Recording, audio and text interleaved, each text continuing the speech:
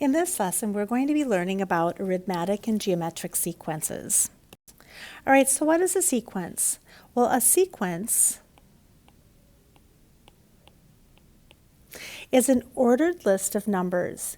Each number in the list is called a term. And then sequences have patterns that help predict the next term. So for example, we have 3, 5, and 7.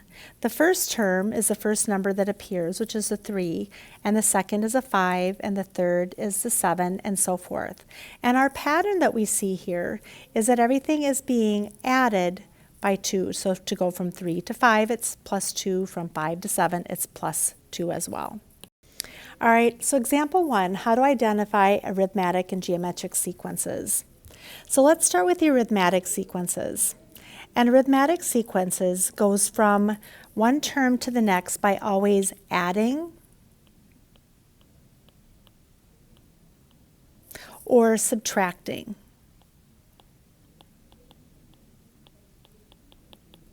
So the pattern would be going up by a certain number or down by a certain number. The difference between the terms is called the common difference.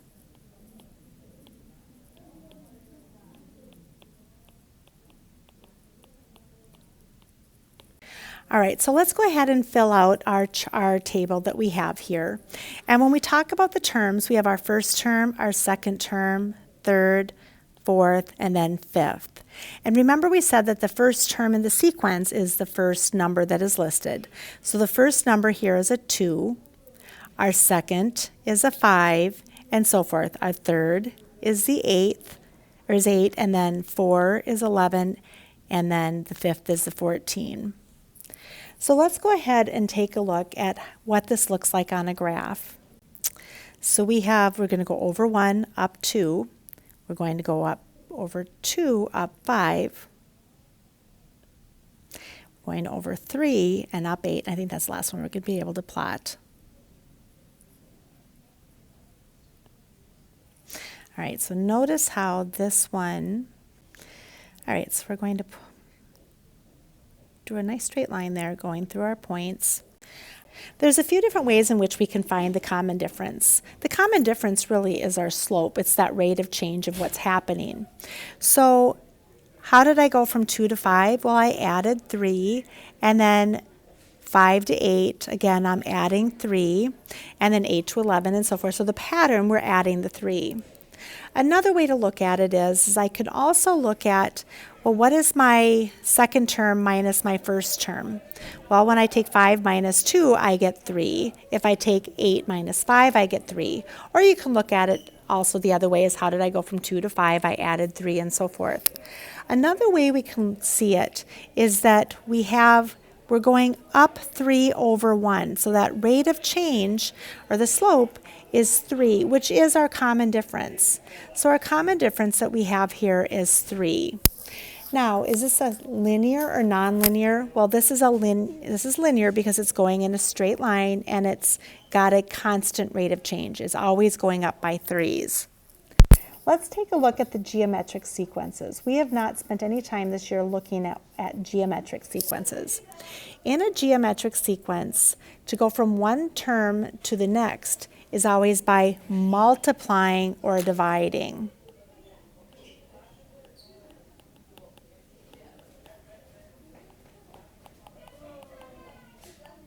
The same value. The amount between each value is called the common ratio.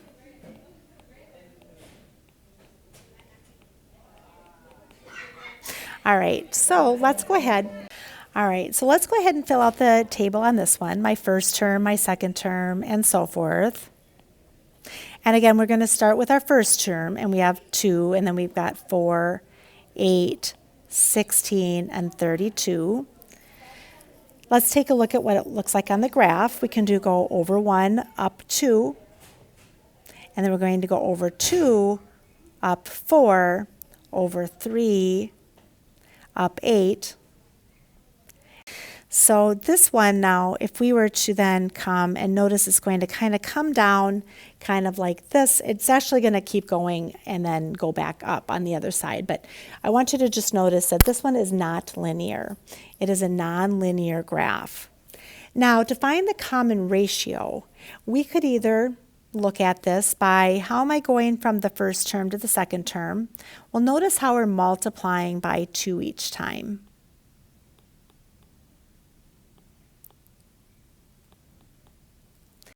Another way we can look at this in a table is I can take my second number divided by my first number, and I'm getting 2. 8 divided by 4, I'm getting 2. 16 divided by 8, I'm getting 2. So our common ratio here is 2. So pointing out the differences between the arithmetic sequences and geometric sequences, remember that the arithmetic sequences, the pattern is adding and subtracting, and they go in a straight line, where the geometric sequences are by multiplying and dividing for the pattern, and those are not in a straight line. They're not linear. All right, example number 2, how do I find the terms in a sequence? So first of all, let's go ahead and identify if the sequence is arithmetic or geometric. Then we're going to find the common difference or ratio, and then we're going to look at the terms. So for the sequence, this first one, let's take a look at what the pattern is. I went from 4 to 6 to 6 to 8, and then 8 to 10. And it looks like we are adding 2 each time. So the pattern is adding 2. So this is an arithmetic sequence. And let's just put an A then for arithmetic and G for geometric.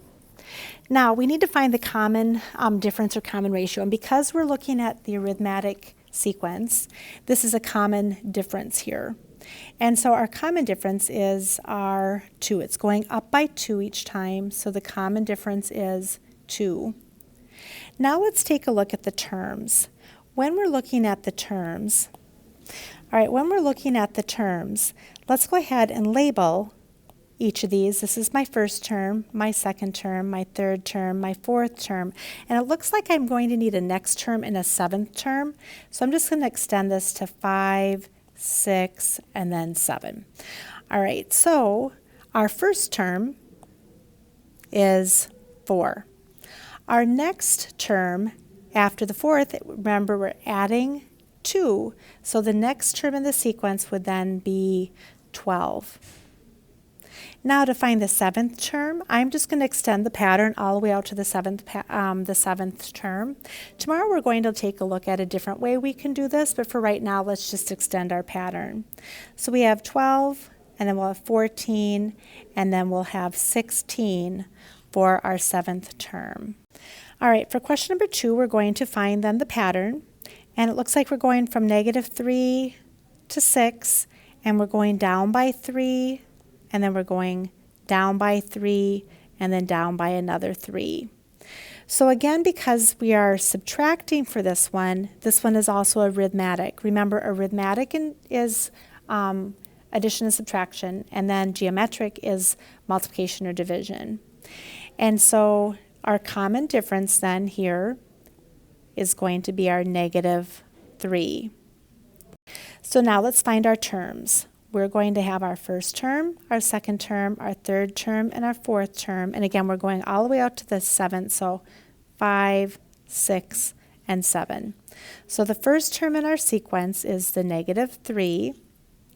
And our next term, so the 5th term, we're going down by 3, we'll have -15. So that's our next term is -15, and then let's extend it out to the 17th term. So we're going to go down by 3 again, we'll have -18, and then down again by another 3, we'll have -21. So our 7th term here then is -21.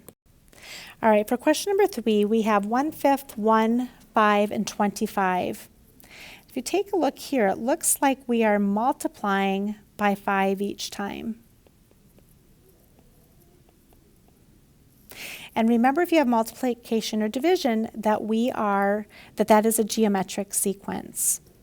And because it's multiplying by 5, our common ratio is 5.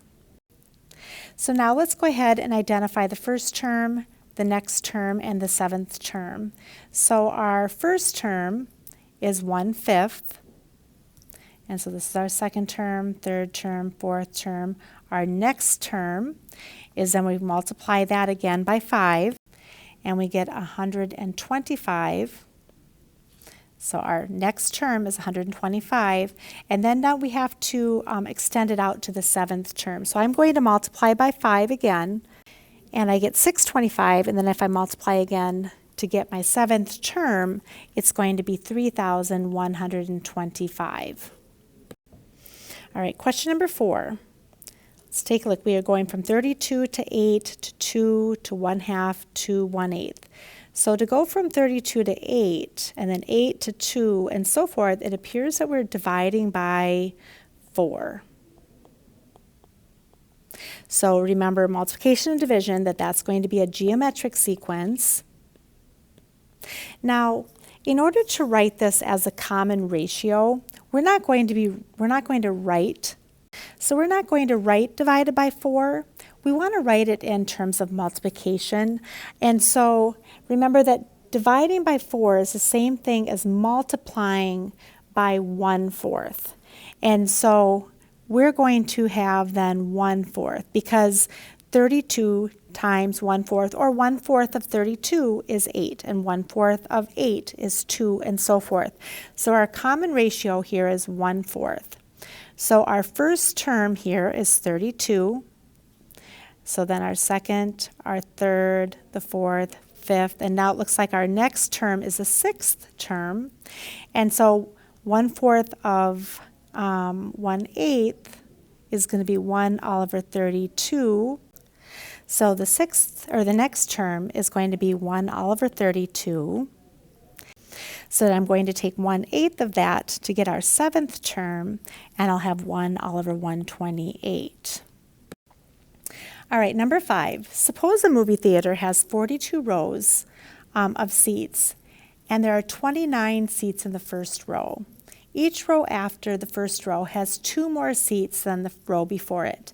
Fill in the table to find the number of seats in each row. So let's go ahead and take a look. So the movie theater has 42 rows.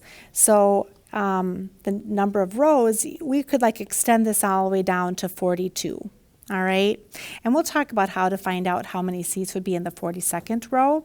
But right now, let's talk about our first row. So the number of seats in the first row is 29. And then the number of seats, then it says that each row after that has 2 more seats. So if it has 2 more seats, then it's going to have 31. And then 2 more seats after that will be 33, and 2 more seats in row 4 will be 35. And so notice that this is an arithmetic sequence because if I look at my sequence, I'm going up by 2's each time, making the common difference to be 2. So let's say I was asked how many rows would be, or how many seats would be in row 5, we would just add 2, or the next term would be 37. So in this lesson, we took a look at finding the difference between arithmetic and geometric sequences and how we can find the terms in the sequence.